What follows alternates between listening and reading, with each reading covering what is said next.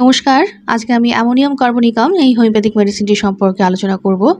এই মেডিসিনটা রক্তের উপরে কাজ করে। এটা স্নায়ুতন্ত্র, পাকস্থলী এবং ফুসফুসের ঝিল্লি যেখানে প্রদাহ হয় সেক্ষেত্রে এটা কাজ করে। এর উপযোগিতা হলো যে সকল মোটাসোটা স্ত্রীলোক সবসময় নিস্তেজ ভাব এবং ক্লান্তি বোধ করে, যাদের সহজেই সর্দি লাগে এবং রজস্রাবের সময় কলেরার মতন লক্ষণ দেখা যায়, যারা বসে বসে অলসভাবে দিন কাটায়, সবসময় স্মেলিং সল্টের ঘ্রাণ নেওয়া যাদের অভ্যাস, তাদের পক্ষে বিশেষ উপযোগী। শিশুদের পক্ষেও এটা উপযোগী। এর বিশিষ্ট লক্ষণাবলী হলো: 1.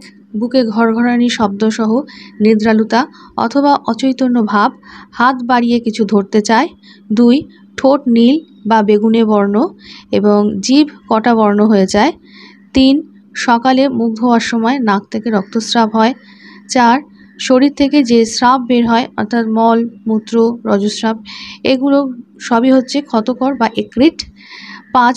টনসিল ইত্যাদি গ্ল্যান্ড অর্থাৎ গ্রন্থিগুলোর এতে গ্যাংগ্রিন হবার প্রবণতা। 6.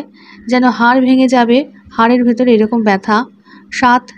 নাক, জরায়ু, মূত্রথলি বা পাকস্থলী থেকে যে রক্তস্রাব হয় সেটা কালো, তরল এবং জমাট বাঁধে না। 8. দিনের বেলা ঘুম পায়, অধিক রাত্রে ঘুম পায়, রাত্রে ভালো ঘুম হয় না। 9. স্যাঁতস্যাঁতে আবহাওয়ায় শারীরিক এবং মানসিক রোগ লক্ষণগুলোর বৃদ্ধি হয়। 10. রাত্রি 3টের সময় সব রোগের বৃদ্ধি। মেডিসিনটি সম্পর্কে আরও আলোচনা থাকছে। তার আগে যে সকল প্রিয় দর্শক এখনও চ্যানেলটি সাবস্ক্রাইব করেননি, তারা অবশ্যই চ্যানেলটি সাবস্ক্রাইব করে চ্যানেলের সঙ্গে থাকুন। হেডেক বা শিরোপীড়ার লক্ষণে দেখা যায় মাথা ধরার সঙ্গে গা বমি বমি, মাথা ভারী বোধ এবং ভেতর থেকে কপালে এমন চাপ বোধ হয়, মনে হয় যেন মাথাটা ফেটে যাবে। সর্দি কাশির লক্ষণে দেখা যায় যে গলার ভেতর ধুলো গেলে যেরকম শুকনো খুসখুসে কাশি হয় সেরকম কাশি, এবং ফুসফুসে এবং শ্বাসনালীতে প্রচুর পরিমাণে শ্লেষ্মা জমে ঘর ঘর শব্দ হয়, কাশলেও সহজে কফ ওঠে না, বুক খুব দুর্বল বোধ হয় এবং রাত্রি 3টের সময় কাশির বৃদ্ধি হয়। নাক বন্ধ হওয়া এই লক্ষণটা দেখা যায়। সর্দিতে শিশুদের নাক বন্ধ হয়ে ঘুমোতে পারে না, মাঝে মাঝে চমকে ওঠে, এই লক্ষণটি থাকে। এবং নাক থেকে রক্তস্রাব এটা হতে দেখা যায়, যেটা আমরা ক্যালিকার্বেও কিন্তু এই লক্ষণটা দেখতে পাই। এছাড়া ক্রনিক ব্রঙ্কাইটিস যেটা বৃদ্ধদের, সেক্ষেত্রে এটা খুব ভালো কাজ করে। যে সকল বৃদ্ধ দীর্ঘদিনের ব্রঙ্কাইটিসে ভোগেন অর্থাৎ ক্রনিক ব্রঙ্কাইটিসে ভোগে, তাদের যদি বুক ধড়ফড়ানি এবং অবসন্নতার সঙ্গে রাত্রে 3টে বা 4টের সময় কাশির বৃদ্ধি হয় এবং ঠান্ডা ঘাম হয় এবং সেই সঙ্গে শ্বাসকষ্ট হয়ে ঘুম থেকে জেগে ওঠে, তাদের পক্ষে অ্যামোনিয়াম কার্বনিকাম খুবই উপযোগী। অ্যাজমা বা হাঁপানি দেখা যায় যে গরম ঘরে এত শ্বাসকষ্ট বা টান বাড়ে যে মনে হয় রোগী দম বন্ধ হয়ে মারা যাবে, সেই জন্য বাইরে ঠান্ডা হাওয়ায় যেতে বাধ্য হয়। ঠান্ডা হাওয়ায় রোগীর হাঁপানির উপশম হলেও শরীরের অন্যান্য যন্ত্রণার বৃদ্ধি পেতে দেখা যায়। যক্ষ্মার শেষ অবস্থা, দুর্বলতার জন্য যখন রোগী শ্লেষ্মা তুলতে পারে না, তখন এই ওষুধ প্রয়োগে খুব উপকার পাওয়া যায়। নিউমোনিয়া, এতে দেখা যায় যে অত্যন্ত নিদ্রালুতা, দুর্বলতা এবং বিমর্ষ ভাব এবং হৃৎপিণ্ডে রক্ত জমার লক্ষণ দেখা যায় এবং ঠোঁট নীল বা গাঢ় লাল হয় এবং বুকে ঘর ঘর শব্দ হয়। সেরিব্রোস্পাইনাল মেনিনজাইটিস বা মস্তিষ্ক মেরুমজ্জাবরক ঝিল্লি প্রদাহ, এই ক্ষেত্রে দেখা যায় যে কখনো কখনো রোগের প্রথম অবস্থায় রোগী একেবারে অজ্ঞান হয়ে পড়ে এবং প্রতিক্রিয়ার আশা একেবারেই থাকে না, শরীর বরফের মতন ঠান্ডা এবং নীলবর্ণ হয়ে যায় এবং নাড়ি অত্যন্ত দুর্বল হয়। তখন অ্যামোনিয়াম কার্ব প্রয়োগ করলে এই অবস্থার পরিবর্তন হয় এবং চিকিৎসার সময় পাওয়া যায়। হৃৎপিণ্ডের রোগ, দেখা যায় যে হৃৎপিণ্ডের ডাইলেটেশন রোগে এটা ভীষণই উপযোগী। কোনো উচ্চস্থানে উঠতে গেলে এবং গরম ঘরে থাকলে রোগী কষ্ট বোধ করে, বুক ধড়ফড় করে, প্রায় কাশি হয় এবং কাশির সঙ্গে রক্ত মিশ্রিত কফ ওঠে, শ্বাসকষ্টের সঙ্গে বুক ধড়ফড়ানি থাকে এবং উপর পেট সেটে ধরে এবং সমস্ত শরীর নীলবর্ণ হয়ে যায়।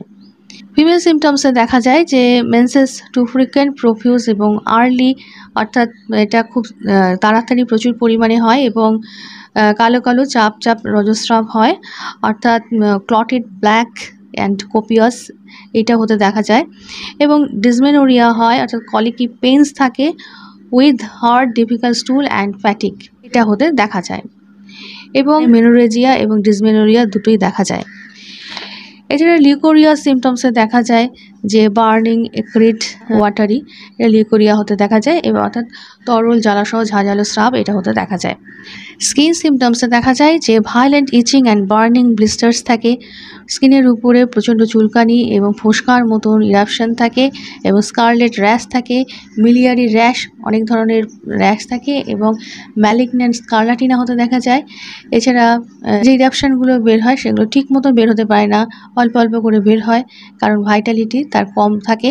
এবং এরিসিপিলাস ইন দি এজেড এটা হতে দেখা যায়, সেই সঙ্গে অবসাদ, শ্বাসকষ্ট, সেই সঙ্গে মনে হয় যেন হৃৎপিণ্ড বের হয়ে যাবে, এবং সেই সঙ্গে কানগুলোর স্ফীতি হয়, মুখমণ্ডল কালচে বর্ণ হয় এবং ফোলা ফোলা থাকে। এক্ষেত্রে অ্যামনকার ভীষণই উপযোগী। কলেরা মূত্ররোধ হওয়ার কারণে যখন বিকার লক্ষণ দেখা যায়, অর্থাৎ ইউরিমিয়া যেখানে দেখা যায়, সেক্ষেত্রে কিন্তু একটা অত্যন্ত ভালো ওষুধ। এবং সেই সময় তন্দ্রাসহ হাত তুলে যেন কিছু ধরতে চায়, বুকে ঘর ঘর শব্দ হয়, শরীর শীতল এবং নীলবর্ণ হয়ে যায়, সেক্ষেত্রে এই ওষুধটি খুব ভালো কাজ করে। এছাড়া অর্শ বা পাইলসের লক্ষণে দেখা যায় যে মলত্যাগের আগে, মলত্যাগের সময়ে এবং পরে অর্শের বলি বের হয়ে পড়ে, অর্থাৎ প্রোট্রুডিং পাইলস এটা হতে দেখা যায়।